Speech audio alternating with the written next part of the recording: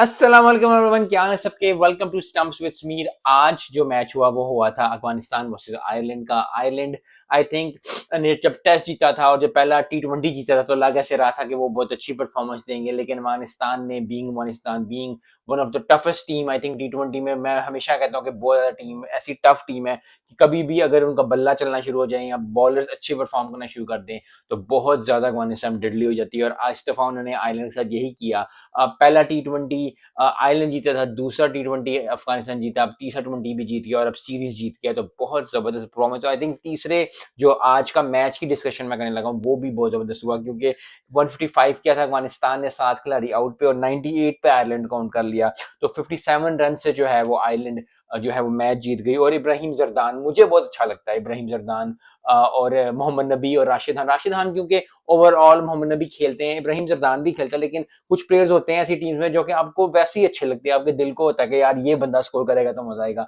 उनमें से एक जो है वो इब्राहिम जरदान है। जरदान ने 72 स्कोर किया, बहुत जबरदस्त परफॉर्मेंस आई थिंक। 51 गेंदों पे कुछ चांसेस आई थिंक मुझे लगता है कि अब टी20 देख देख के 51 अगर गेंदे आपने खेलनी है तो आपको 100 जरूर होनी चाहिए। लेकिन वही है कि मैच फुल इनिंग्स थी, मैच विनिंग इनिंग्स थी। 72 स्कोर किया तो अच्छी इनिंग्स थी। बॉलिंग भी अगर ने जबरदस्त की। नवीन उल हक ने तीन विकेटें ली 10 स्कोर पे, और जो अजमतुल्ला उमर जई है उन्होंने 4 ओवरों में 4 विकेटें ली और सिर्फ 9 रन दिए। तो बहुत जबरदस्त। तो ओवरऑल बैटिंग भी अच्छी हुई, बॉलिंग भी अच्छी हुई। ओवरऑल एक कंप्लीट टीम परफॉर्मेंस थी। और कंप्लीट टीम परफॉर्मेंस से हमेशा ये होता है कि अक्सर आप टी20 में देखते हो कि जी एक बंदा जो है साइड पे लगा, जैसा कामरान अकमल पेशावर जलमी, जब अगर आपको याद हो पीएसएल अभी खत्म हुआ है तो इसलिए मुझे एकदम याद आ गया कामरान अकमल की बात। कामरान अकमल ने 2-4 इनिंग्स खेली, उमर अकमल ने 2-4 इनिंग्स खेली, जो साइड पे मैच लगा दिया। और मुंड्रो ने 2-4 इनिंग्स खेली, क्रिस गेल इस तरह की इनिंग्स खेला करते थे कि एक बंदा खेल रहा है और फिर सारे जो है उन्होंने उसने इतनी अच्छी इनिंग्स खेल डाली कि सब जो है वो साइड पे हो गई। दूसरी टीम भी कह रही है भाई आज आज असं मैच नहीं जीत सकते।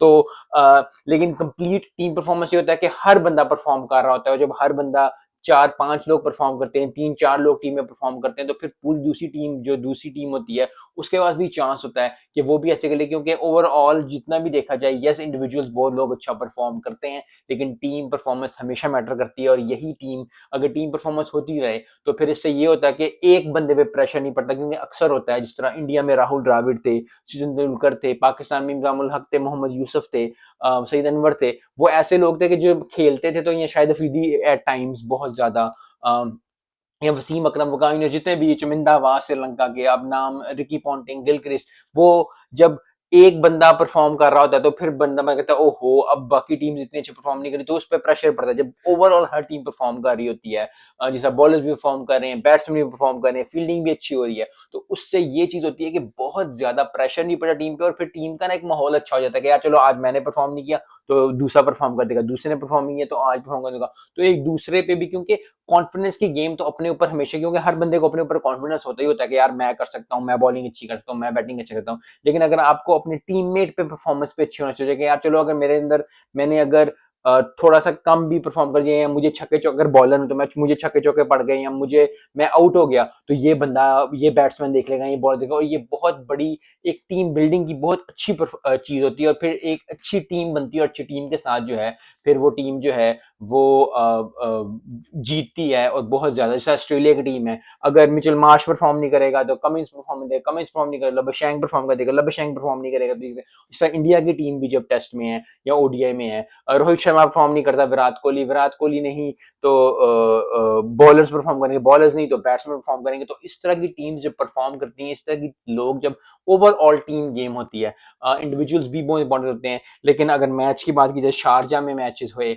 जबरदस्त आई थिंक। अफगानिस्तान ने जो है वो ओडीआई सीरीज भी 2-0 जीती थी, टेस्ट भी हार गए थे आयरलैंड, टेस्ट बहुत अच्छा खेला था, टी20 भी 2-1 से जीत गए। तो आई थिंक ओवरऑल अफगानिस्तान के लिए ये सीरीज जो है वो अच्छी हुई। टेस्ट में थोड़ी सी उनको मदद की जरूरत है, क्योंकि मैं हमेशा ये कहता हूँ कि अफगानिस्तान ऐसी टीम है जो जिन्होंने अनलॉक कर लिया हुआ है ओडीआई को और टी20 को, लेकिन टेस्ट को अभी तक अनलॉक नहीं किया।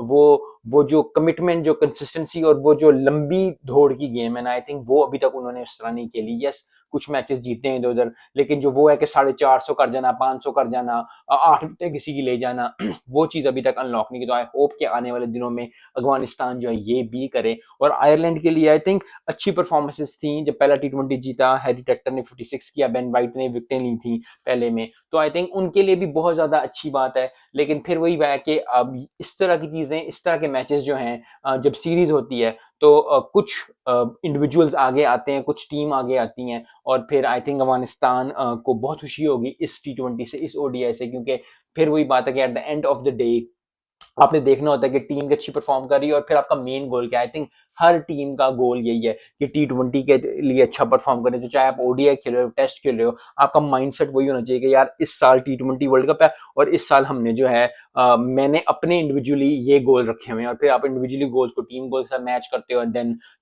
रिजल्ट्स आपके सामने आते हैं। लेकिन ओवरऑल अगर पूरी सीरीज की बात की जाए तो बहुत जबरदस्त सीरीज थी। Rashid Khan man of the series हुए टी20 के 8 विकेटों से।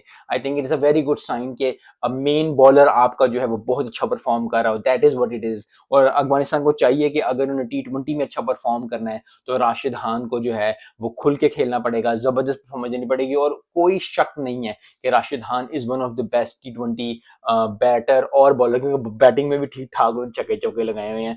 तो I think Afghanistan will be happy. Ireland के लिए लर्निंग कर्व है, लेकिन फिर वही बात है कि क्रिकेट, एक दिन आप जीतते हो, एक दिन आप हारते हो, एक दिन आप जो है कुछ सीखते हो, एक दिन आप नहीं सीखते।